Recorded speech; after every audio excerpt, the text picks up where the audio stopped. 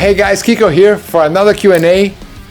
Don't forget to subscribe to the channel and leave your questions. And here you go for the first one, the Zenti 7. Have you learned something from Dave Mustaine? If so, could you tell us what? I'm a huge fan of you, Kiko. Thanks a lot. The Zenti 7 from Dave Mustaine. Oh yes, man. Oh yes. I don't know if you're asking about guitar stuff, but I think my answer would go more like I learned watching him, like watching his drive to be unstoppable, to be like strong, to search for excellence, to demand excellence from everyone, and everyone delivers the excellence, delivers their best leadership. What else? I don't know, like fight for your case, fight for your music, fight for your band, fight for your fans. I don't know, like being an artist, being creative, combining all those things, being professional and at the same time creative, and at the same time having fun while doing the stuff. I mean, yeah, a lot of experience, in the music business as well as in the music business in general, in the showbiz, and regarding guitar as well, like the thrash metal essence, like all the rhythms, mainly the rhythms, and then the attitude and the force, the vibe, the drive, the intensity, yes. So all those things while playing, mixing the technical things with a lot of energy, like this metal with punk, with attitude.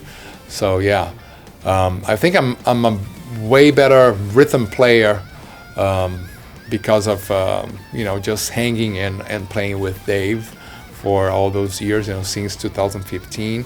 Also composing, right? So he composes in a very different way than I do, and I've been watching and learning from the way he does as well. So yeah, a lot of stuff, man. I could be like, I could do like entire video of things that I learned from Dave and from the whole Megadeth experience. Another one here from Swapnil Kazar. When and how did you come up with the idea of Conquer or Die? Every day I play it on repeat. It's hard to learn since I'm a noob. All right, so Kazar, so the idea, I was just jamming. I was with my acoustic guitar at the studio in Nashville recording Dystopia, and maybe a few days before, Dave came to me, like right in the first days I was there, just everything was new for me. I just joined the band. I was at this place there in Nashville, the studio, learning the riffs, learning the new songs, and getting to the same pace they were in the process of the Dystopia album. They were like in the pre-production days, yeah. So Dave came to me and said like, hey Kiko, I would like to have like something on the album that could highlight your playing, so we could do something like, just write an eruption, And then I thought, wow, that's like a kind of a high standard demand, like just do a song just like the best guitar track ever recorded, or something like that, like Eruption from Van Halen. That's crazy, But then I kept that in mind, and okay, I have to think about a solo or something like super great, But then I was playing acoustic guitar, and I started playing that intro from Conquer or Die, and I thought, wow, this is my Eruption, This is because what I play is electric guitar, but I love the nylon strings, the classical guitar, and I believe that my persona, my musical persona is like a combination of both, because I compose a lot using classical guitar. So I thought, oh, that would be great to have something using the classical guitar. Then I wrote kind of the whole intro Then I showed Dave, like, look, I think I have something here. And then from this intro, we can do a metal riff, and then it turns into, because the idea would be, Conquer or Die was not a song, was just an intro for a song.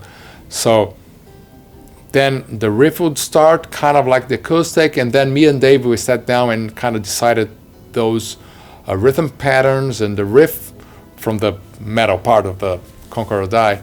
And then I just improvised the solo in front of Dave. And I think I got this feeling that he really liked, because it was the first time that I really played guitar in front of him, like improvising and creating a solo there, because so far I was just playing the riffs, or he saw my videos, but I didn't really create something improvising, doing solo in front of him, like right there, So the beginning of that improvisation is exactly what is on the album. And then from there, kind of, I improvised on studio, the same vibe. And I had some stuff in mind, like, I had like Randy Rhoads in mind, and in the Megadeth legacy in general, the solos from Megadeth, from Chris Poland and Mark Friedman.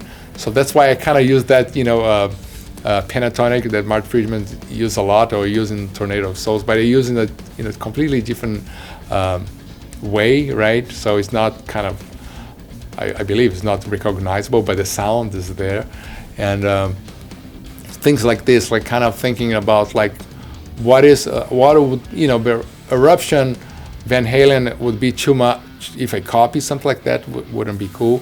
But like having Randy Rhoads, not a lick or a phrase from Randy Rhoads, but just what Randy Rhoads would do, and it was in my mind as well, So yeah, so that's the kind of the story behind, and then I did a solo there, and then at some point the song was cool, it was like long acoustic intro, and the whole solo there, it's kind of a melody kind of, right? And then the outro, kind of the sounds and stuff, the sound design that happens at the end. So it became a song, by itself, so like a unique track.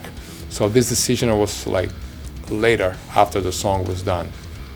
Yeah, that's the story. Another one here from José Silva, or José Silva.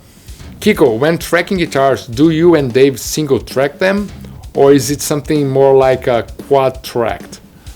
It is 4 tracks. I play, then I double it, and then Dave comes and play again and double his track. So we have 4 tracks of guitars. It's never too much, right? Sometimes I record first, sometimes Dave record first, sometimes I record first, but Dave is there kind of telling the way he wants. Then we listen, and then see if it's matching. It's a lot of work, because to match like 4 guitars to play the same, 2 different guys playing the same, it's hard. I would suggest always double your guitars. Always double your guitars. My solo album, I didn't record it 4 times, like 4 tracks. Sometimes, but mainly 2 tracks only. For rhythm guitars. So that's for sure, always 2 guitars, and maybe at some chorus or some part of the song you can have 4 tracks. But the main thing is like how well tuned and how well played, and how played in the same way. Otherwise it just creates chaos, and it's a mess if you start doubling guitars over other guitars. And then the intonation aspect is like very important to be sure, so always tuning the guitar, or using a Evertune bridge or something like that. Just be sure that the tuning is like spot on, so you can double with no problems. Because then if you add keyboards, if you add solos, if you add clean guitars, if you add vocals and all that, and then it's like always kind of off, because of the layers of the guitars are not well intonated, right? So yeah, but always, as many as possible, and as many guitars as possible is always the way to go. Another great question from Jumpman.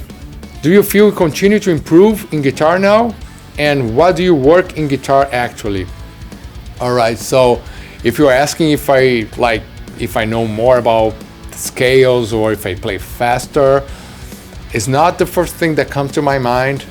What I feel I'm improving because I feel more confident. I know what I like, what I don't like. I know what I'm capable of, what I'm not capable of, and I'm okay with that. I have this feeling that I can get easily into the flow, into the zone while creating. So I can go to a place, and so I think faster with more confidence, better than before, so that's why I feel I'm improving. And I think that's the way every musician should think about at some point, how to get into the zone, into the music for composing, for improvising, for performing live, and be there. And if you need to get out, you get out. And if you want to go back deep into the zone, you're able to go right away, and get into something, get an idea of something and explore that idea. If you want to change, you just go to another place and you keep going. So your creativity never blocks, never stops, and then you keep going, and then you feel like happy. You just feel great of doing this, of the situation that you put your this mental state you can achieve in any moment, So yeah, so that's what I think I'm better than before, and hopefully I will be even better in the years to come. So that's my answer to that.